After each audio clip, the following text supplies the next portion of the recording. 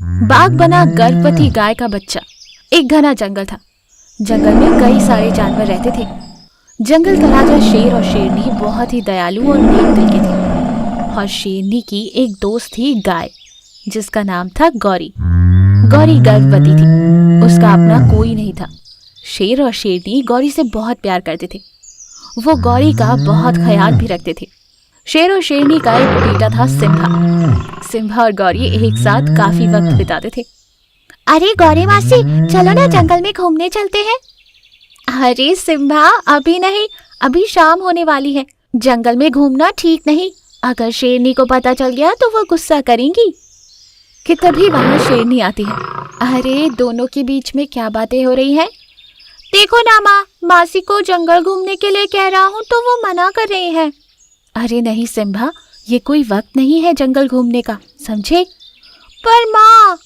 कहा ना नहीं, वैसे भी तुम दिन ब दिन बहुत जिद्दी होते जा रहे हो। अब चलो गुफा में। यूं शेरनी सिम्हा को डांट कर वहां से चली जाती है। सिम्हा उदास हो जाता है और सिम्हा को उदास देखकर गौरी कहती है, देखो सिम्हा, उदास मत हो। कल सुबह मैं तुम्हें अच्छी सी जगह ले जाऊंगी जिसे देखकर तुम बहुत खुश हो जाओगे। सच में मासी? तब तो बड़ा मजा आएगा। अगले दिन सिम्हा और गौरी जंगल में घूमने निकलते हैं। सिम्हा बहुत खुश था। वो चलता कूदता मजे कर रहा था। अरे बेटा सिम्हा, संभाल कर, चोट लग जाएगी। मासी, मुझे कुछ नहीं होगा, देखो कितना मजा आ रहा है। सिम्हा बहुत खुश था। वो भागते भागते गौरी से कुछ आगे चला जाता है और वहीं झाड़ियों में छिपे बाघ की नजर सिम्हा पर पड़ती है। अरे वाह, शेरनी का बच्चा, इसे खाकर तो बड़ा मजा आएगा। मौका भी है, दूर दूर तक कोई दिखाई नहीं दे रहा और ना ही शेर और शेरनी आसपास है। ये सोचकर बाघ एकदम से सिम्हा के सामने आता है। सिम्हा बाघ को देखकर डर जाता है और सहम भी जाता है। बाघ सिम्हा पर हमला करने ही वाला था कि गौरी वहां आ जाती है और बाघ को रोकते हुए कहती है, अरे ओ बाघ, वहीं रुक जा। अगर एक भी कदम आगे बढ़ाया तो तेरी खैर नहीं। गौरी, तेरी ये हिम्मत कि तुम मुझे धमकी दे रही है। एक काम करता हूँ, मैं पहले तुझे ही मार डालता हूँ, फिर इस सिम्हा को देखूंगा। बाघ, अगर ये बात शेर को पता चल गई तो तेरी खैर नहीं। बाघ ये सुनकर गुस्से में आग बबूला हो जाता है और वो गौरी पर टूट पड़ता है। गौरी भी बिना सोचे समझे उससे भिड़ जाती है। गौरी अपने सींग से बाघ पर हमला करती ही रहती है और वहीं बाघ अपने नुकीले पंजों से।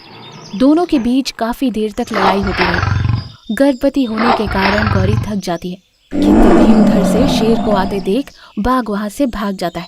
गौरी बहुत घायल हो चुकी थी। सिम्हा गौरी को देखकर रो रहा था। शेर गौरी और सिम्हा के पास आता है। सिम्हा सारी बात शेर को बताता है। उस बाघ की ये मजाल कि उसने तुम दोनों पर हमला करने की कोशिश की। मैं उसे नहीं छोड़ूंगा। गौरी बहन, तुम ठीक तो हो ना? अगर आज तुम नहीं होती तो पता नहीं सिम्हा का क्या होता। मैं तुम्हारा ये एहसान कभी नहीं भूलूंगा। शेर तुरंत उल्लू वैद्य को बुलाता है। गौरी के जख्मों का इलाज कराता है। कुछ ही दिनों में गौरी ठीक हो जाती है। एक दिन जंगल में गौरी घास चर रही थी, तभी उसे किसी के रोने की आवाज आती है। अरे ये कौन है? ये तो किसी बच्चे के रोने की आवाज लगती है। गौरी आवाज की तरफ बढ़ती है तो वो देखती है कि कांटों की जाल में एक बाघ का बच्चा फंसा हुआ था और वो रो रहा था। अरे बेटा, घबराओ मत, तुम्हें कुछ नहीं होगा, मैं अभी तुम्हें झाड़ियों से निकालती हूँ। गौरी उस बच्चे को जाल से बाहर निकालती है। बेटा, कौन हो तुम और यहाँ कैसे आए? मुझे बहुत भूख लग रही है, मेरे पिताजी अब तक नहीं आए।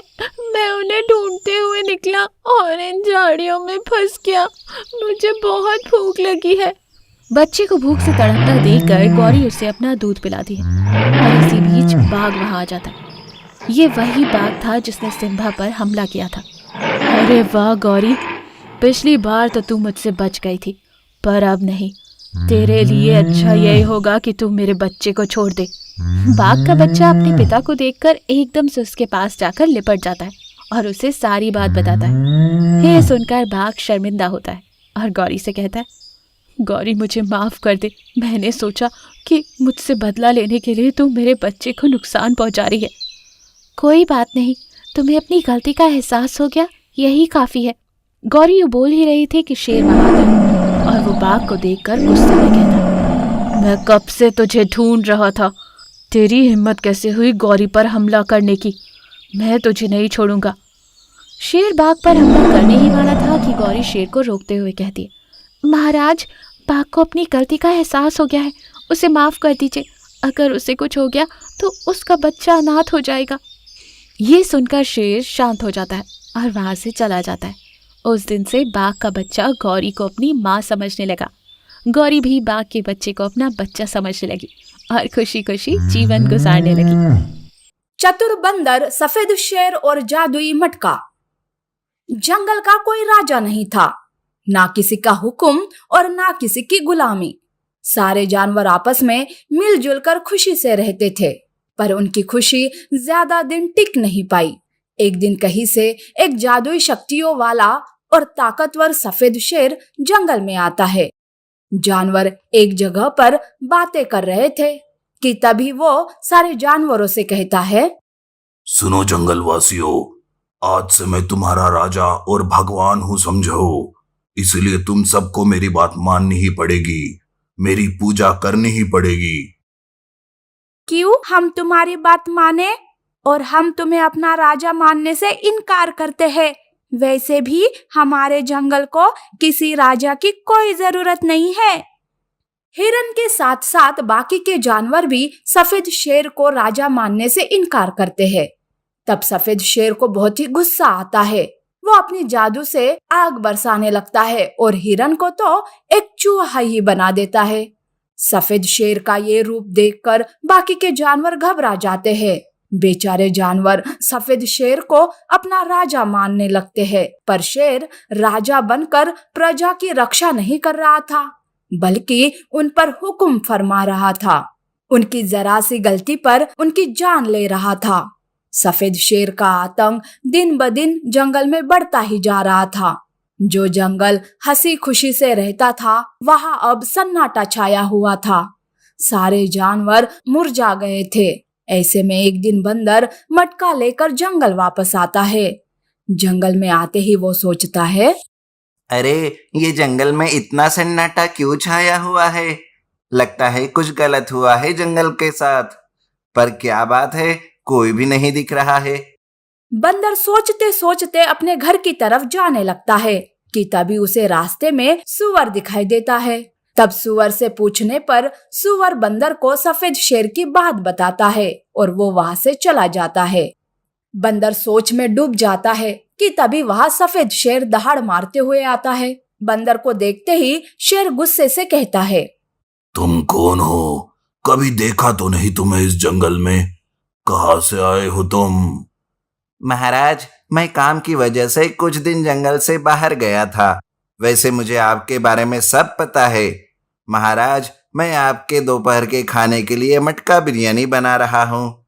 मेरे घर आकर मटका बिरयानी का स्वाद लीजिए। मटका बिरयानी की बात सुनते ही शेर के मुंह से लाड़ टपकने लगती है। वो बहुत ही खुश हो जाता है और बंदर की बात मानकर वहां से चला जाता है। तब बंदर मन ही मन सोचता है, बाप रे, मैं तो पल भर के लिए डर ही गया था। इस सफेद शेर से हम ताकत से नहीं जीत सकते, पर अपना दिमाग चलाकर उसे फंसाकर जरूर हरा सकते हैं। अब मटका बिरयानी का बहाना बना ही लिया है, तो सफेद शेर को खिला ही देते हैं मटका बिरयानी। बंदर के दिमाग में सफेद शेर को सबक सिखाने का आइडिया आता है। बंदर मटका बिरयानी बनाकर सफेद शेर का इंतजार करता रहता है। सफेद शेर आते ही बिरयानी की सुगंध से खुश हो जाता है और कहता है, अरे बंदर, बहुत ही अच्छी खुशबू आ रही है मटका बिरयानी से। खुशबू से ही बड़ी भूख लग गई है। चलो चलो, जल्दी से मटका बिरयानी दे दो मुझे। महाराज, ये मटका बिरयानी ऐसे नहीं खाई जाती, डायरेक्ट मटके से ही खाई जाती है। वो दरअसल मेरा मटका कोई मामूली मटका नहीं है, वो एक जादुई मटका है और उसमें बनी हुई चीजें भी जादुई रहती है। तब तो सफेद शेर ना आगे देखता है और ना पीछे, मटका बिरयानी पर टूट पड़ता है। शेर मटका बिरयानी खाने के लिए अपना सर मटके के अंदर डालता है तो वहां बिरयानी की जगह चूहे मिलते हैं। दरअसल बंदर ने अलग ही मटके में बिरयानी बनाई थी। चूहों से बचने के लिए सफेद शेर अपना सर बाहर निकालने की कोशिश करता है, पर वो अपना सर बाहर नहीं निकाल पाता। चूहे शेर के चेहरे को काटने लगते हैं। तब सफेद शेर चिल्लाते हुए कहता है, अरे बंदर, बिरयानी के नाम से ये चूहे कैसे? ये तो मुझे काट रहे हैं। अरे मुझे बाहर निकालो बंदर, प्लीज मुझे बचा लो। क्यों राजा साहब, तुम्हें तो बड़ा शौक है ना जानवरों को चूहे बनाने का। अब भुगतो अपने किए की सजा। सफेद शेर चिल्लाते रहता है। तब बाकी के जानवर वहां आते हैं। शेर की ऐसी हालत देखकर वो भी खुश हो जाते हैं। इस तरह से सफेद शेर वही तड़प तड़प कर मर जाता है और फिर से एक बार जंगल किसी की गुलामी से मुक्त हो जाता है। फिर से सारे जानवर बिना किसी राजा के खुशी से रहने लगते हैं।